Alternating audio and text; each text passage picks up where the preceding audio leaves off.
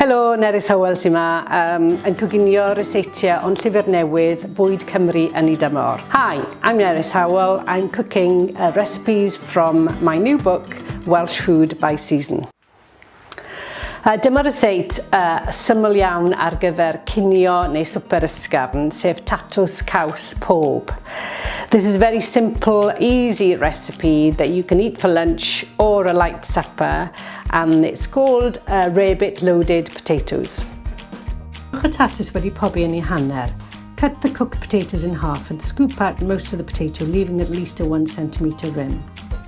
Gratiwch tuach 100 gram o caws cheddar. Grate 100 grams of Dragon Vintage Welsh cheddar.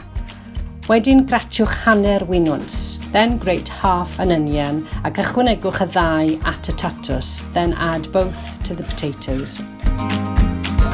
Curwch un wy, beat 1 egg and add to the potatoes. Ychwanegwch 1 llwy de o bowdr mustard. Add a teaspoon of mustard powder. Then a teaspoon of Worcester sauce. Rhowch binsiad o cayenne, add a pinch of cayenne pepper. Wedyn ychydig o gwrw, then add 30 ml of Welsh beer and mix well. Ychwanegwch at y tatws, add the cheese mixture to the potatoes, mix well and divide between the 4 potato halves. Rhowch y cyfan o dan grill rhwng cymhedrol a ffoeth am 5 i 10 munud tan y bydd y caws wedi toddi ac yn frown eiraid ar y top. Place them under a medium-hot grill for 5 to 10 minutes until the cheese is melted and is golden brown on top. Gweinwch gyda salad syml am bryd cysurlon unrhyw adeg o'r diwrnod. Serve with a simple salad for a comforting meal at any time of day.